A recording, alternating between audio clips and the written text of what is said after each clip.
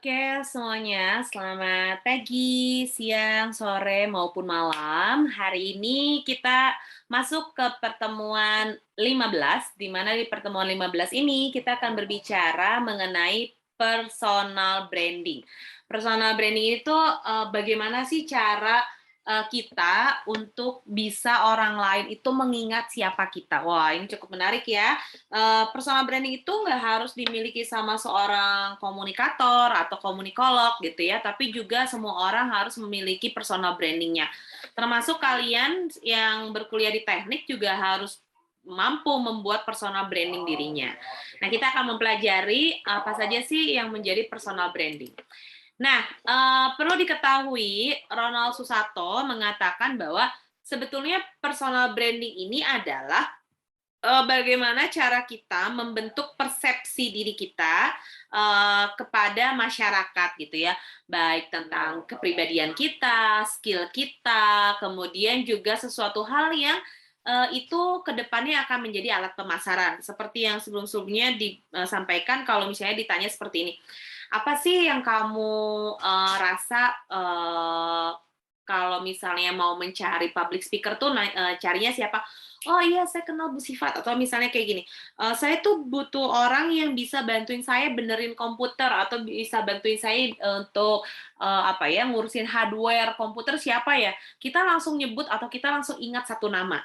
Nah, ketika seseorang mengingat kita satu nama, maka secara tidak langsung sebetulnya personal branding kita itu sudah terbentuk, seperti itu. Makanya kenapa, personal branding adalah sesuatu hal yang memang, cukup, apa ya, berpengaruh sebagai alat pemasarannya kita. Terus pertanyaannya lagi, gimana nih cara kamu memperkenalkan diri kamu terhadap publik gitu? Gimana caranya supaya orang-orang tuh ketika menyebutkan nama kamu tuh orang langsung notice gitu kalau itu adalah kamu. Nah, ini adalah, cara, supaya, orang tuh makin, kenal, dengan diri kamu tuh seperti apa. Jadi, gimana nih caranya memperkenalkan diri kamu terhadap, publik. Nah, itu yang, perlu diingat oleh kalian, seperti itu. Jadi, kalau misalnya selama ini mungkin kalian sering banget dilupain, itu gampang banget dilupain, maka secara tidak langsung, ya orang belum kenal siapa kamu, tapi gimana nih caranya kamu bisa memperkenalkan diri kamu terhadap publik, seperti itu. Nah, terus ini yang cukup menarik, apa sih pentingnya membangun si personal branding itu? Jadi, personal branding itu adalah apa yang kamu lihat dalam diri kamu dan apa yang orang lain lihat terhadap diri kamu. Itu adalah personal branding. Jadi kalau misalnya orang lain nih ngelihat siapa kita gitu ya, ngelihat siapa kita dan kita juga ngelihat nih siapa kita ya itu sebenarnya branding kalian gitu. Jadi personal branding itu perpaduan antara siapa kamu dan bagaimana orang lain melihat kamu. Nah, itu cara membangunnya. Jadi kalau misalnya kamu pengen tahu kamu seperti apa, kamu tanya dulu nih orang-orang, menurut mereka tuh kamu seperti apa ya? Nah, kamu juga mulai nih nanya terhadap diri sendiri, saya ini orangnya seperti apa? Nah, kalau misalnya seperti itu, kalau sudah tahu, maka personal branding kalian tuh sebetulnya sudah terbentuk. Sebetulnya ada dua komponen penting dalam personal branding gitu ya. Apa aja nih yang menjadi komponen penting dalam si personal branding itu? Yang pertama, komponen yang paling utama adalah value, skill, and behavior ya. Jadi value-nya itu adalah nilai unggul. Jadi apa sih yang menjadi keunggulan kamu dibanding teman-teman kamu yang lain? Kenapa orang harus mencari kamu? Kenapa orang harus tahu siapa kamu? Ya berarti harus dilihat nih nilai keunggulannya apa, value yang kamu punya tuh apa, gitu. Nah, itu yang disebut sebagai komponen utamanya. Yang kedua, ada skill keterampilan. Semakin kamu expert di dalam satu bidang, semakin kamu ahli dalam satu bidang, artinya kamu makin terampil.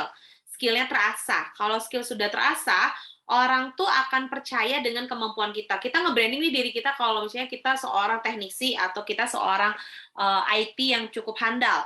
Tapi ternyata kita nggak punya skill itu. Kalau misalnya kita tidak punya skill seperti itu, ya gimana orang tahu kalau kita adalah orang yang handal.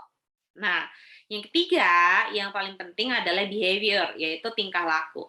Kalau misalnya attitude kalian jelek, tingkah laku kalian jelek, tidak menunjukkan bahwa kalian adalah seorang yang tidak menunjukkan bahwa kalian adalah seorang yang punya attitude bagus, maka orang nggak akan percaya karena semakin attitude kalian bagus, semakin orang juga respect terhadap kalian dan selain itu juga semakin orang juga tertarik untuk tertarik kepada kalian itu yang disebut sebagai behavior atau tingkah laku. Nah, yang kedua ada komponen pendukung. Nah, komponen pendukung itu ada 3 juga, appearance, uniqueness, sama authentic. Jadi, dalam diri kita itu pastikan bahwa penampilan diri kita, citra diri kita, penampilan diri itu salah satunya adalah grooming ya, apa yang kalian pakai. Pakaian itu adalah salah satu bentuk komponen pendukung gitu. Jadi kalau misalnya, eee berpenampilan itu nggak harus mahal gitu, tapi gimana caranya kita mempersuasikan diri kita, mempersepsikan diri kita enak dipandang sama orang. Makanya kenapa penampilan diri itu penting. Yang kedua adalah uniqueness. Jadi, pastikan ada sesuatu yang unik dari diri kalian yang orang lain tuh nggak punya gitu. Semakin diri kalian unik, semakin diri kalian semakin diri kalian beda dari yang lain, maka kalian sudah punya ciri khas. Nah, ciri khas inilah yang paling disukai gitu ya. Kenapa? Karena semakin ciri khasnya bagus, semakin orang tuh tahu bahwa wah orang ini berbeda, orang ini menarik, nggak sama dengan yang lain. Nah, semakin unik seperti ini maka otomatis akan cukup menarik.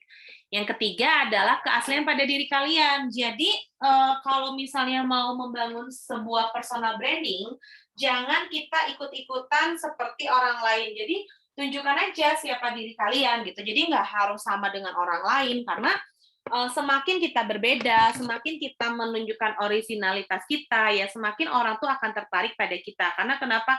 Kita dianggap bahwa punya keaslian atau punya autentik itu sendiri. Nah, itu yang harus dilakukan seperti itu.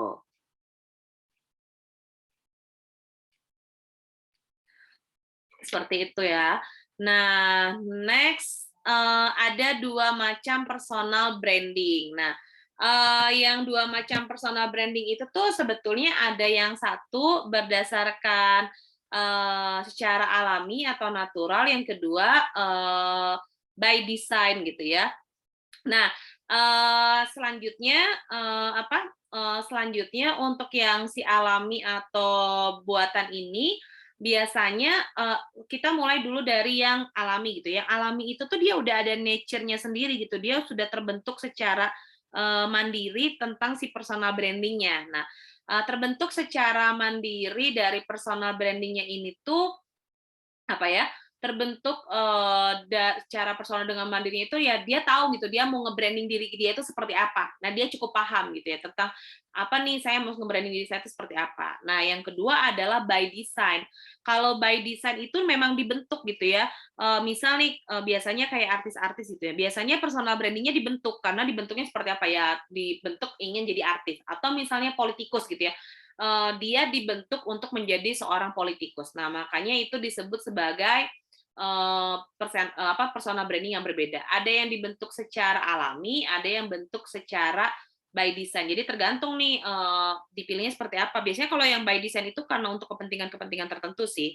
Kalau kalau yang alami biasanya terbentuknya karena kalau yang alami itu biasanya terbentuknya karena kebutuhan personal yang secara tidak langsung dibentuk dengan kondisi di lingkungannya atau sekitarnya kayak gitu.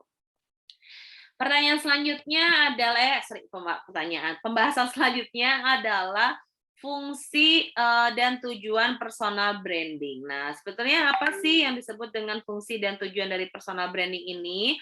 Fungsi dan tujuan dari personal branding ini adalah satu memperkenalkan diri memperkenalkan diri dan mempertajam citra diri seseorang. Jadi supaya orang lain tahu siapa dia, supaya bagaimana citra dirinya bagus gitu ya. Nah, itu biasanya menjadi fungsi dan tujuan personal branding. Jadi supaya orang tuh tahulah siapa kita gitu, makanya dilakukanlah personal branding. Tetapi kalau misalnya nggak tahu ya Kalau misalnya, dia nggak tahu dia mau jadi apa juga akan bingung karena dia tidak bisa mempertajam personal branding-nya. Yang kedua adalah memudahkan orang lain untuk mengingat yang tadi Ibu kasih tahu sebelumnya bahwa supaya orang lain ingat kita, ya kita harus tahu nih personal branding-nya seperti apa gitu. Jadi kalau disebut nih namanya siapa tuh orang langsung, "Oh iya dia," gitu. Jadi, sangat mudah gitu. Kemudian memudahkan dalam menentukan pilihan, salah satunya adalah memudahkan dalam menentukan pilihan itu lebih kepada, tahu nih gitu ya, kira-kira, mau jadi apa, mau seperti apa, ingin dilihat orang seperti apa, kita ingin membentuk diri kita seperti apa, itu dilihat dari, fungsi si personal branding itu tujuannya apa. Terus yang paling penting adalah harus tahu nih kira-kira apa yang ingin dicapai dengan adanya personal branding. Dengan kita membangun personal branding itu kita tuh sebenarnya pengen pengen tahu apa sih, pengen terbentuk apa sih. Nah, itu yang disebut dengan fokus diri pada apa yang ingin dicapai. Nah, jadi pertanyaannya pasti yang, ditanyakan banyak orang. Jadi sebenarnya apa sih keuntungan personal branding itu? Nah, pasti semuanya pengen tahu kan kira-kira apa ya saya keuntungan personal branding, emang sebegitu pentingnya ya personal branding buat diri, kita gitu. Nah, jadi, yang paling penting, bukan yang paling penting, jadi, keuntungan yang pertama adalah, kita jadi dapat respectful dari orang-orang gitu. Jadi orang tuh jadi respect sama kita, jadi mengenal sama kita, jadi mungkin punya perasaan segan gitu dan lain sebagainya. Karena kalau sudah punya rasa respect terhadap orang lain, rasa hormat dan segan terhadap orang lain, maka otomatis sebetulnya personal branding-nya sudah cukup bagus gitu ya. Eee, kita jadi influencer buat orang lain gitu ya, orang jadi terinspirasi terhadap kita, orang jadi tertarik terhadap kita gitu ya. Kemudian juga senang nih, ngelihat kita karena kita, menjadi role modelnya mereka. Dan kalau misalnya ada project apapun itu yang cocok, pasti manggilnya gini, "Ah, udah dia aja, dia udah paling bagus deh, saya udah sering banget project sama dia udah paling keren." Nah, itu secara nggak langsung adalah, apa ya, sudah sesuai dengan, adanya gitu. Jadi bahwa, wow, personal branding-nya cukup, bagus gitu ya, sesuai dengan, yang kamu, lakukan gitu. Jadi, personal branding-nya bagus, pekerjaan datang. Nah, itu yang Ibu rasakan juga, semakin bagus personal branding kita, pekerjaan itu akan makin datang. Terus kalau misalnya kita jualan ya, baik jual jasa atau jual produk tuh orang ya jadi suka sama produknya kita gitu kan, jadi seneng gitu. Karena kenapa? Eee, karena personal branding kita yang kita tunjukkan ke khalayak dan yang kita tampilkan juga, itu sudah bagus gitu. Nah, terus yang, menarik, gimana nih caranya untuk, membuat grooming kita jadi bagus gitu ya. Nah, ini yang cukup menarik gitu ya. Apa tujuan kamu membangun branding? Satu, kamu harus tahu dulu gitu ya, untuk membangun sebuah grooming yang bagus, untuk membuat branding yang bagus adalah kamu harus tahu dulu, kamu tuh pengen membangun personal branding tuh untuk apa? Ini harus sangat clear dulu, harus cukup sangat clear. Eee, kenapa kamu ingin membangun branding? Terus apa yang menjadi kekuatan dan keunikan kamu? Gitu. Jadi kira-kira apa yang menjadi kamu unik dan apa yang menjadi kekuatan kamu. Itu yang benar-benar harus kamu pahami gitu ya. Jangan sampai, kamu nggak punya apa-apa tapi ingin nge-branding diri kamu. Jadi kamu harus punya sesuatu hal yang berbeda. Pikirkan tentang karakteristik dan kelebihan kamu. Jadi, yang harus dipastikan adalah pikirkan nih, lebih matang gitu kira-kira apa yang menjadi karakteristik dan kelebihannya. Jadi, melakukan personal branding itu kita tuh harus tahu gitu apa yang menjadi kelebihan kita yang bisa kita jual sehingga orang tertarik pada kita gitu ya. Jangan, ini apa ya, yang paling jelas nih Ibu tulis nih, jangan lebay gitu ya, atau jangan berlebihan curhat nggak jelas di media sosial. Karena media sosial adalah alat personal branding yang cukup bagus, jadi pastikan kalian bisa memanfaatkan personal branding itu, si media sosial ini sebagai alat, personal branding kamu juga dengan cukup bagus gitu ya. Jadi jangan, apa ya, jangan berlebihan, curhatnya. Jadi kalau misalnya kata-katanya untuk memotivasi is fine, itu bagus gitu ya, tapi kalau misalnya ujung-ujungnya malah ada cacian, makian di dalamnya, nah itu yang nggak bagus gitu dan itu yang harus dihindari. Terus tingkatkan terus kompetensi diri, pelajari hal-hal baru, ini penting banget. Semakin kalian banyak mempelajari hal-hal baru, semakin kalian banyak mengerjakan sesuatu hal yang baru, maka otomatis itu akan meningkatkan kompetensi diri kalian, seperti itu. Yang selanjutnya adalah yang paling penting pada saat membangun personal branding, kalian harus mampu jadi diri sendiri, jangan copy paste dengan orang lain. Terus selain itu juga temukan gaya kamu sendiri gitu ya, jangan ngikut-ngikut orang lain alasannya karena ya biar sama. Nah, itu akan berbeda, tapi justru justru harus tahu nih gaya kamu nih seperti apa, pengennya seperti apa, jangan kayak orang lain. And then promosikan diri kamu, biasanya kamu harus makin banyak ikut kegiatan-kegiatan ya. Semakin banyak kamu ikut kegiatan-kegiatan, semakin banyak juga orang akan tertarik pada dirimu. Jadi kalau misalnya kalian jarang ikut kegiatan, ya orang juga nggak akan tertarik gitu sama diri kamu. Tapi semakin kamu banyak kegiatan, semakin kamu banyak hal-hal yang dilakukan, maka orang tuh akan tertarik gitu sama kamu. Nah, itu yang dilakukan. Harus kenal juga sama banyak orang gitu, semakin kenal sama banyak orang, maka semakin tertarik juga orang-orang terhadap diri kita. Semakin kita semakin kita jarang ngikutin aktivitas-aktivitas yang bisa mendekatkan, ya orang nggak akan tertarik sama kita, biasanya seperti itu. Nah, terus selain itu juga kita harus, tahu nih gimana cara menjaga profesionalitas kita, bagaimana cara, cara menjaga personal branding kita. Kenapa sih si personal branding ini tuh harus dijaga? Semakin, bagus, cara menjaga personal branding-nya, maka semakin bagus juga orang, tertarik dengan kita gitu. Jadi orang tuh akan semakin percaya sama kita karena ya kita bagus gitu cara menjaganya, seperti itu. Itu yang, dilakukan, seperti itu. Nah, selanjutnya, ini yang cukup menarik.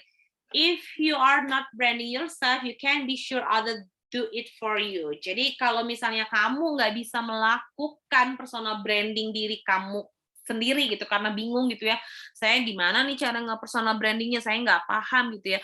Kalau misalnya nggak paham, jangan khawatir, sekarang tuh banyak banget lembaga-lembaga atau orang-orang yang bisa membantu kita untuk membentuk personal branding. Makanya kan tadi disampaikan bahwa ada personal branding-nya itu dengan cara personal branding-nya dibentuk gitu dengan cara dibentuk. Nah, ini adalah caranya seperti itu gitu ya. Jadi banyak cara lah kayak gitu. Next, kita akan lanjut mengenai gimana nih caranya ketika kita sudah punya personal branding, terus kita pengen melakukan yang namanya personal selling. Nah, apa nih yang dimaksud dengan personal selling? Personal selling itu artinya eh, apa ya? Eh, Personal selling itu tuh artinya, cara kita menjual diri. Nah, menjual diri ini seperti apa? Apalagi orang-orang yang bekerja di bidang jasa ya.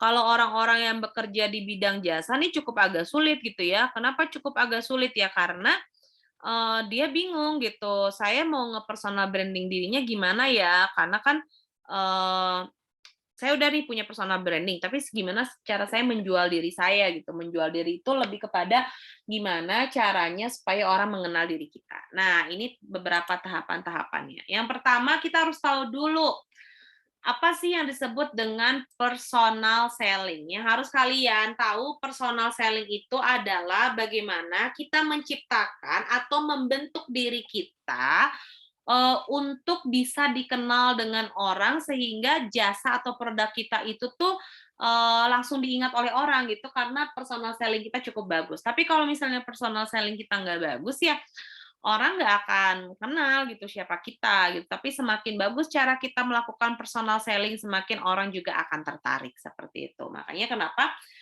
dikatakan gitu, semakin bagus dalam melakukan personal selling, semakin orang akan tertarik. Jadi ada keuntungan lah yang bisa didapat gitu. Mereka dapat produk kita dengan cukup bagus, kita juga dapat orang yang mau membeli produk kita atau memakai jasa kita.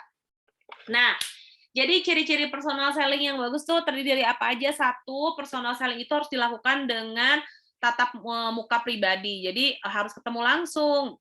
Bisa kalau sekarang ketemu langsung nggak harus secara fisik ya, bisa pakai Zoom, bisa pakai video call ataupun yang lainnya.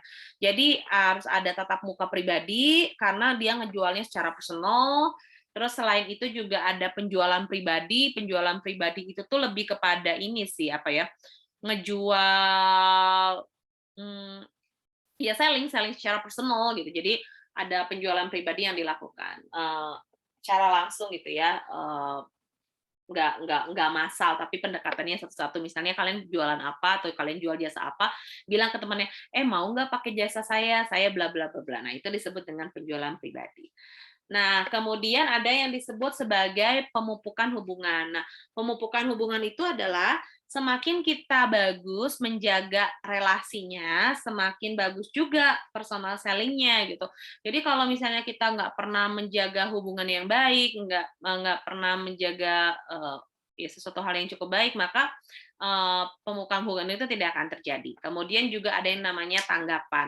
Tanggapan itu adalah respon. Jadi kalau misalnya ada yang nanya, orang nih misalnya cuma nanya-nanya doang tentang jasa kita, cuma nanya-nanya doang tentang apa ya, misalnya nanya jasa kita, hanya nanya produk kita, tapi nggak pernah memberikan tanggapan ya, maka otomatis kita salah gitu, personal selling kita salah. Tapi nggak apa-apa, mereka cuma nanya-nanya juga, kita jawab aja. Nah, dengan demikian tuh kita secara langsung sedang ngejual. Makanya kan kalau misalnya kalian ada orang yang nanya-nanya tentang mobil, ada orang yang nanya tentang rumah, hari itu dia langsung beli rumah nggak? Dia langsung beli mobil nggak? Enggak. Tapi kan kalau kita ngasih responnya baik tuh orang akan ingat, oh saya mau deh ketemu sales itu, soalnya sales itu waktu saya nanya-nanya dia baik banget. Nah, itu sebenarnya gimana cara kita men-treat orang lain dengan baik. Nah, selanjutnya apa aja nih yang menjadi keuntungan dari si personal selling itu sendiri gitu ya. Jadi kalau misalnya keuntungan dari personal selling adalah yang pertama, lebih mudah untuk mempengaruhi gitu ya. Kenapa lebih mudah mempengaruhi? Ya pertama karena kita paham produknya, kita tahu produknya, kita tahu keunggulannya dan lain sebagainya. Jadi lebih mudah mengenalkan produk baru, lebih mudah untuk mempengaruhi orang lain. Terus selain itu juga lebih mudah mengenalkan produk barunya gitu. Jadi cukup paham nih produk barunya itu apa gitu. Semakin kita mengenalkan produk baru kita dengan cukup baik gitu ya, semakin orang tertarik dengan produk kita. Karena kenapa cara kita nawarinnya itu membuat orang tuh tertarik gitu dengan apa yang kita jual. Terus juga bagaimana cara kita meyakinkan orang untuk, oh menarik nih, saya tahu nih, paham dan lain sebagainya. Itu adalah mengingat produk. Terus meningkatkan citra produk juga penting gitu ya. Semakin bagus layanannya, semakin bagus kualitasnya, semakin orang akan tertarik dengan produk kita. Semakin kita tidak bisa menjualnya dengan baik, semakin orang nggak tahu gitu ya produk kita ini seperti apa. Dan yang paling penting adalah untuk mencapai top of mind. Nah, top of mind ini tuh seperti apa? Top of mind itu lebih kepada gimana caranya ketika kita menjual suatu produk, orang tuh langsung ingat kalau itu tuh adalah produk kita gitu. Jadi pas disebut satu nama tuh orang, oh iya ini gitu produknya. Jadi kayak udah notice duluan gitu. Itu yang disebut sebagai top of mind. Nah, ada 4 hal yang harus kalian lakukan dalam melakukan personal selling. Yang pertama, untuk tahu personal selling adalah kalian harus tahu dulu nih, sasaran orang yang mau dijual produknya siapa. Nah, itu yang paling penting. 2, bagaimana cara kita